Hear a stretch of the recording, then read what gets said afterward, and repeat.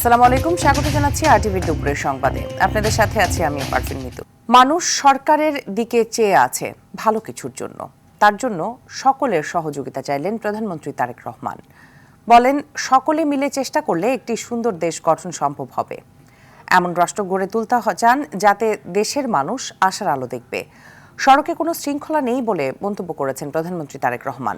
সড়ক নিরাপদ না হলে বিনিয়োগকারী আসবে না বলে আশঙ্কা প্রকাশ করেন তিনি। শিক্ষা, স্বাস্থ্য, অর্থনীতিকে এগিয়ে নিতে সরকার কাজ করছে বলেও জানান তিনি। বলেন, রাষ্ট্রের স্বার্থে কিছু গোপনীয়তা রক্ষা করতে হবে যাতে রাষ্ট্র ক্ষতিগ্রস্ত না হয়, দেশ ক্ষতিগ্রস্ত না হয়। প্রধানমন্ত্রী তার নির্বাচনী ইশতেহার বাস্তবায়নে কর্মকর্তা কর্মচারীদের সহযোগিতা চেয়েছেন প্রধানমন্ত্রী তারেক রহমান।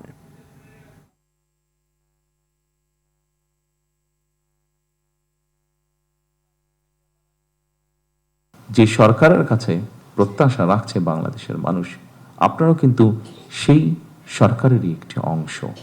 এবং সরকার ভালো চলবে তখনই যখন আপনারা সরকারকে সহযোগিতা করবেন। সরকার যদি ভালো করতে না পারে, স্বাভাবিকভাবে সেটির অংশীদার আমি, আপনি, আমরা সকলেই সেটির অংশীদার হব। আমরা সকলে যে যাবর অবস্থান থেকে আমরা কাজ করি আমাদের এই দেশটিকে একটু হলেও যাতে আমরা পরিবর্তন করতে পারি ভালোর দিকে। বাংলাদেশ জামাতে ইসলামী আয়োজিত ইফতার মাহফিলে আজ অংশগ্রহণ করবেন প্রধানমন্ত্রী তারেক রহমান। রাজধানী চীন মৈত্রী সম্মেলন কেন্দ্রে এর আয়োজন করা হয়েছে। বিএনপির মিডিয়া সেল থেকে বিষয়টি নিশ্চিত করা হয়েছে। এছাড়া সকাল 10টায় প্রধানমন্ত্রী তেজগাঁও কার্যালয়ের কর্মকর্তা কর্মচারী ও অধীনস্থ দপ্তর প্রধানমন্ত্রীদের সঙ্গে মতবিনিময় সভায় অংশ নেবেন প্রধানমন্ত্রী।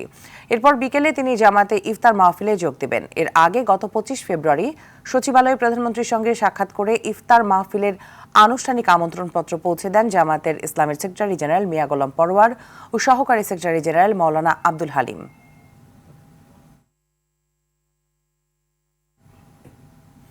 ওআইসি সম্মেলনে অংশ নেওয়া দেশগুলোর প্রধানমন্ত্রী তারেক রহমানকে অভিনন্দন জানিয়েছেন বলে জানান পররাষ্ট্রমন্ত্রী ডক্টর খলিলুর রহমান। শুক্রবার রাতে ইসলামী সহযোগিতা সংস্থা ওআইসির এক জরুরি বৈঠকে অংশগ্রহণ শেষে দেশে ফিরে বিমানবন্দরে এই কথা জানান তিনি। এ সময় পাকিস্তান আফগানিস্তান যুদ্ধকে দুঃখজনক উল্লেখ করে পররাষ্ট্রমন্ত্রী বলেন, এ বিষয়ে প্রকাশ্যে কোনো অবস্থান নেবে না বাংলাদেশ। এদিকে সফরকে সফল ও আশাব্যঞ্জক বলে জানান প্রধানমন্ত্রী পররাষ্ট্র বিষয়ক উপদেষ্টা হুমায়ুন কবির। গত নির্বাচনে ভূমিধস বিজয় লাভ করার জন্য মাননীয় প্রধানমন্ত্রী জনাব তারেক রহমানকে আন্তরিক শুভেচ্ছা জানিয়েছেন। তারা আশা প্রকাশ করেছেন তার নেতৃত্বে বাংলাদেশ একটা দীর্ঘকালীন রাজনৈতিক স্থিতিশীলতা এবং ব্যাপক প্রবৃদ্ধি অর্জন করতে পারবে।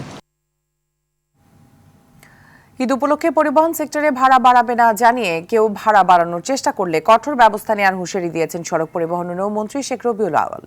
বলেন, এবার ঈদে যাত্রা হবে একই সাথে স্বস্তির ও নিরাপদ। সকালে নারায়ণগঞ্জের নদী বন্দরের মাছখাটা এলাকায় নির্মিতব্য টার্মিনাল ভবন পরিদর্শনে গিয়ে সাংবাদিকদের এ কথা জানান তিনি। রবিউল আলম আরও বলেন, ঈদকে ঘিরে যেসব জায়গায় যানজট তৈরির সম্ভাবনা আছে সেগুলোর জন্য যথাযথ ব্যবস্থা নেওয়া হবে।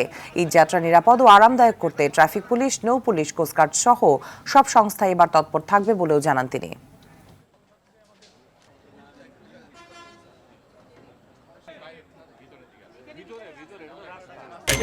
যানজট তৈরি হয়ে যায়, দীর্ঘক্ষণ শৃঙ্খলা থাকে না রাত সড়কে যান চলাচলের জন্য। তার জন্য যে সমস্ত ব্যবস্থা নেওয়া হবে উচিত সেগুলি ইতিমধ্যে আমরা নিয়েছি এবং ওর সাথে যারা জড়িত তাদেরকে প্রয়োজনীয় নির্দেশনা দেওয়া হয়েছে যে সব কিছু আশা করছি এবার ঠিক থাকবে। গতবার মোটামুটি একটা সুস্থ যাত্রা হয়েছে, এবার তার চেয়ে আরও বেশি মনোযোগী এবং আরও বেশি আপনার তৎপর থাকবে। দেশে নিত্যপণ্য সরবরাহ স্বাভাবিক থাকার পাশাপাশি দ্রব্যমূল্য স্থিতিশীল আছে বলে জানিয়েছেন বাণিজ্যমন্ত্রী খন্দকার আব্দুল মুক্তাদির। সকালে সিলেট সার্কিট হাউসে এক মতবিনিময় সভায় তিনি কথা জানান। বাণিজ্যমন্ত্রী আরও বলেন, মুক্ত বাণিজ্য আলোচনা শুরু করতে ইউরোপীয় ইউনিয়নকে চিঠি পাঠিয়েছে সরকার। মতবিনিময় সভায় প্রবাসী কল্যাণ ও বৈদেশিক কর্মসংস্থান মন্ত্রী আরিফুল হক চৌধুরী, সিলেট সিটি কর্পোরেশনের প্রশাসক আব্দুল কায়ুম চৌধুরী সহ অনেকেই উপস্থিত ছিলেন। এর আগে মন্ত্রী স্থানীয় মদন মোহন কলেজে বাংলাদেশ ন্যাশনাল ক্যাডেট কোর বিএনসিসির গার্ড অফ অনার গ্রহণ করেন।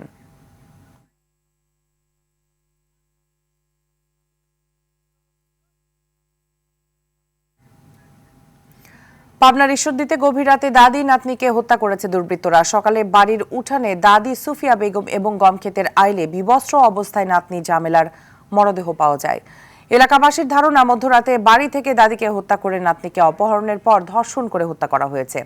ঘটনাস্থলে পৌঁছে তদন্ত শুরু করেছে পুলিশ। এদিকে নারী ও শিশু ধর্ষণকারীদের যদি কেউ শেল্টার দেয়, তাদের শেকড় উপড়ে ফেলা হবে বলে হুঁশিয়ারি দিয়েছেন আইনমন্ত্রী।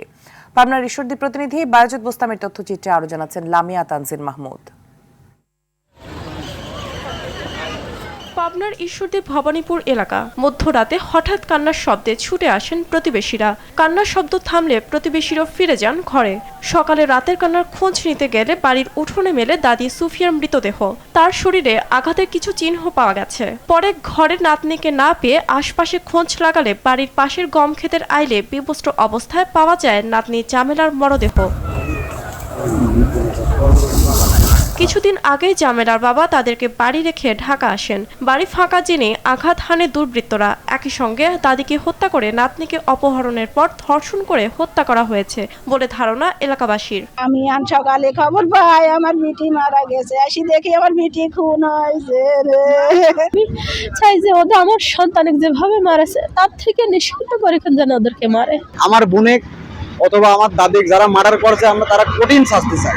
ঘটনাস্থলে ঈশ্বরদী থানা পুলিশ ছাড়াও পুলিশের অন্যান্য শাখা পরিদর্শন করে আলামত সংগ্রহ করে। সুরতহাল প্রক্রিয়া শেষে মরদেহ ময়নাতদন্তের জন্য পাঠানো হয় পাবনা জেনারেল হাসপাতালে মর্গে। আমরা এই ঘটনাস্থলটা দেখতেছি, বিভিন্ন এই ঘটনা জড়িতদের বিষয়ে এবং ঘটনাটা কিভাবে ঘটলো এটা জানার চেষ্টা করতেছি। আমাদের পুলিশ এবং অন্য টিমও কাজ করছে একসঙ্গে।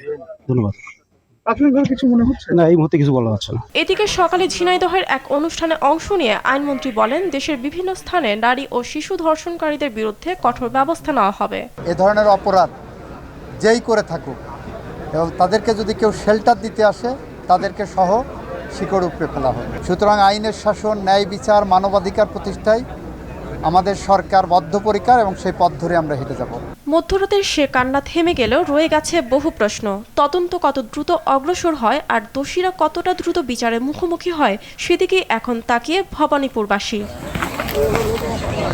লামিয়া তানজিন মাহমুদ, RTV। নরসিংদীতে ধর্ষণের ঘটনা ধামাচাপা দিতে ভুক্তভোগী কিশোরীকে বাবার কাছ থেকে তুলে নিয়ে হত্যার ঘটনায় প্রধান অভিযুক্ত নূর মোহাম্মদ ওরফে নুরাকে গ্রেপ্তার করেছে পুলিশ। শুক্রবার রাত 9টার দিকে গাজীপুরের মাওনা এলাকা থেকে তাকে গ্রেপ্তার করা হয়। একই সময় ময়মনসিংহের গৌরীপুর থেকে অপর আসামি হযরত আলীকেও গ্রেপ্তার করেছে নরসিংদী পুলিশ। এ নিয়ে কিশোরী হত্যা মামলার 9 আসামির মধ্যে 7 জনকে গ্রেপ্তার করা হয়েছে। এসব তথ্য নিশ্চিত করেছেন নরসিংদীর পুলিশ সুপার মোহাম্মদ আব্দুল্লাহ আল ফারুক। এদিকে মামলায় গ্রেপ্তার আসামি মোহাম্মদ আলী দেওয়ানকে ইউনিয়ন বিএনপির সহসভাপতির পদ থেকে বহিষ্কার করেছে সদর উপজেলা বিএনপি। বৃহস্পতিবার দুপুরে নরসিংদী সদরের মহিষাসুরা ইউনিয়নের একটি সরিষা ক্ষেত থেকে 15 বছর বয়সী ওই কিশোরীর মরদেহ উদ্ধার করা হয়।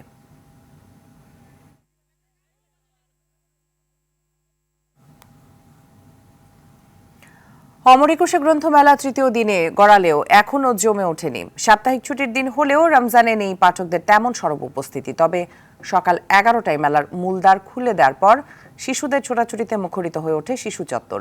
বাবা মার হাত ধরে কেউ এসেছেন মেলা ঘুরে দেখতে, কেউ বিভিন্ন স্টল ঘুরে দেখে পছন্দের বই। শিশুদের বইয়ের সাথে সখ্যতা গড়ে তুলতেই মেলার আনছেন অভিভাবকরা। এবার শিশুতোষ বইয়ের স্টলগুলো রাখা হয়েছে উন্মুক্ত মঞ্চের পূর্ব পাশে। এখন পাঠক কম থাকলেও প্রকাশক বিক্রেতাদের আশা, সময় গড়ালে বাড়বে পাঠক দর্শনার্থীদের আনাগোনা। অন্যবার 1 ফেব্রুয়ারি থেকে মেলা শুরু হলেও এবার নির্বাচন ও সরকার গঠন প্রক্রিয়ার কারণে 26 ফেব্রুয়ারি শুরু হয় এই আয়োজন। বইমেলা প্রাঙ্গণ থেকে সরাসরি যুক্ত হচ্ছেন সহকর্মী জাহিদ রহমান। জাহিদ, মেলায় ছুটির দিনে পাঠকদের উপস্থিতি কেমন দেখছেন?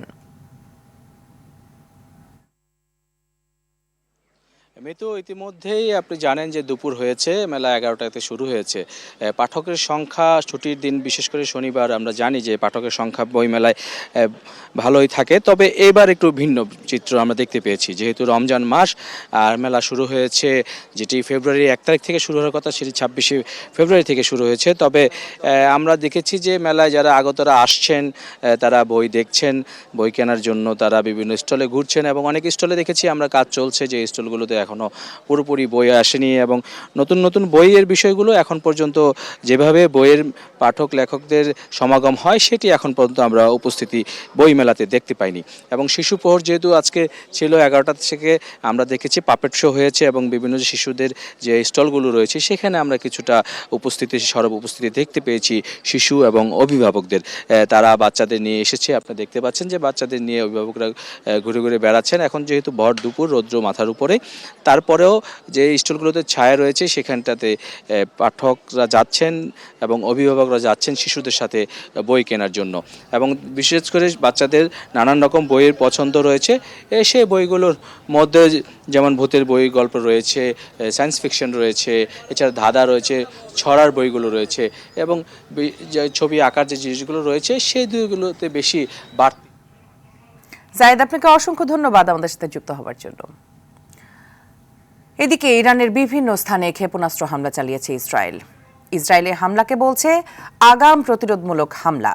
তাদের দাবি, হামলা করার আগে ইরানকে দুর্বল করতে তাদের এই হামলা। এদিকে পাল্টা হামলার আশঙ্কায় জরুরি অবস্থা জারি করেছে ইসরায়েল। আকাশসীমা পুরোপুরি বন্ধ ঘোষণা করেছে ইরান। ট্রাম্প দাবি করেছেন যে ইরানি শাসনের হুমকি দূর করে আমেরিকান জনগণকে রক্ষা করাই তাদের হামলার মূল উদ্দেশ্য। বিস্তারিত আব্দুল মালিকের রিপোর্টে।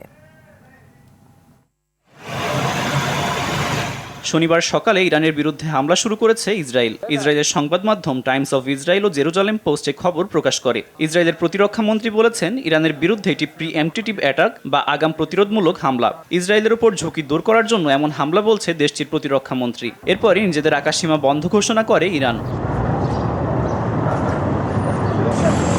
তবে প্রথমে শুধু ইসরায়েল হামলার কথা জানালেও পরে যৌথ হামলার কথা জানায় যুক্তরাষ্ট্র। মার্কিন এক কর্মকর্তার বরাতে আল জাজিরা জানায়, মার্কিন যুক্তরাষ্ট্র এবং ইসরায়েল যৌথভাবে এই সামরিক অভিযান পরিচালনা করছে। এদিকে ইরানের পাল্টা হামলার আশঙ্কায় ইসরায়েলে জরুরি অবস্থা জারি করা হয়েছে। নাগরিকদের সুরক্ষিত এলাকার কাছাকাছি থাকার জন্য সতর্ক করা হয়েছে। পাশাপাশি ইসরায়েলি প্রতিরক্ষা বাহিনী সাধারণ মানুষকে বোমা আশ্রয় কেন্দ্রের কাছে থাকার জন্য সতর্ক করেছে। কাতারে অবস্থিত মার্কিন দূতাবাস সকল কর্মীদের জন্য আশ্রয়স্থলের ব্যবস্থা করছে। পরবর্তী নির্দেশনা না দেওয়া পর্যন্ত যুক্তরাষ্ট্রের সব নাগরিকদের নিরাপদ আশ্রয়ে থাকার কথা বলা হয়েছে। এর আগে ইরান ইস্যুতে আলোচনা নিয়ে অসন্তোষ প্রকাশ করেছে মার্কিন প্রেসিডেন্ট ডোনাল্ড ট্রাম্প। শুক্রবার হোয়াইট হাউসে তিনি বলেছেন, জেনেভায় তৃতীয় দফার আলোচনা শেষে ইরানের পরমাণু আলোচনায় তিনি সন্তুষ্ট নন। আব্দুল মালেক, RTV। জাটকা সংরক্ষণে আজ মধ্যরাত থেকে আগামী 2 মাসের জন্য দেশের 6টি অভয়াশ্রমে নদীতে সব ধরনের মাছ ধরায় নিষেধাজ্ঞা শুরু হচ্ছে। দর্শক, এই বিষয়ে আরও জানাতে ভোলা থেকে সরাসরি যুক্ত হচ্ছেন আমাদের সহকর্মী অমিতাভ অপু। অবরোধের ঘোষণায় ভোলার জেলেরা কি বলছেন এবং অভিযানের ক্ষেত্রে প্রশাসনের প্রস্তুতি কেমন জানাবেন?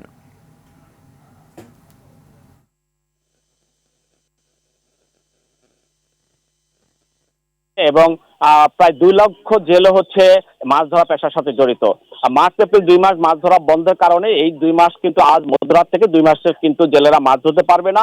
আমি এখন আছি জেলে পল্লী, এটি তুলাতুলি কোরারহাটের যে সুইচ গেট এলাকা। এখানে আমি যদি একটু দেখাই, যে আপনি জানতে চেয়েছেন যে জেলেরা কেমন আছে বা কি অবস্থা তাদের, আমি এখানকার জেলেদের একটু যদি আপনাকে একটু দেখাই, তাহলে এই জেলেদের এখানে ক্ষুদ্র মৎস্যজীবী সমিতির সাধারণ সম্পাদক শেখ মামুন সহ তাদেরকে বোঝানো হচ্ছে যেন তারা এই মধ্যরাত থেকে যেন 2 মাসের জন্য মাছ ধরতে তারা না যায়, তাদেরকে কিন্তু সেটা দেখানো হচ্ছে। কিন্তু আরেকটি বিষয় মিতু যদি আপনাকে বলে রাখি, যে 2 মাস যে জেলেরা মাছ ধরতে পারবে না, এই জেলেদের জন্য কিন্তু তেমন কোনো বরাদ্দ কিন্তু এখানে রাখা হয়নি। অর্থাৎ 13,600 জেলের জন্য 200 জেলের জন্য মাত্র শুকনো খাবারের ব্যবস্থা রেখেছে প্রশাসন। এবং এটি প্রথম এবছর বরাদ্দ দেওয়া হচ্ছে। এই অভয়স্থলের যে 2 মাস জেলেরা ভোলার যে এখানে যে জেলেরা যে প্রায় 2টি পয়েন্ট এখানে ইলিশা থেকে চরপিয়াল পর্যন্ত, এবং যে জেলেরা অর্থাৎ মেঘনা এবং তেঁতুলিয়া নদীতে জেলেরা মাছ ধরতে পারছে না, সেই জেলেদের জন্য তেমন কিন্তু বরাদ্দ নাই। ধন্যবাদ আপনাকে অপু।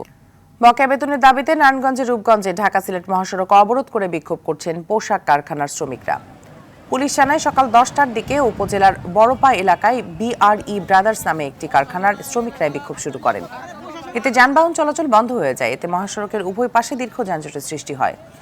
এক পর্যায়ে বিক্ষিপ্ত শ্রমিকরা যানবাহন ভাঙচুর শুরু করলে পরিস্থিতি নিয়ন্ত্রণে আনতে পুলিশ লাঠিচার্জ করে।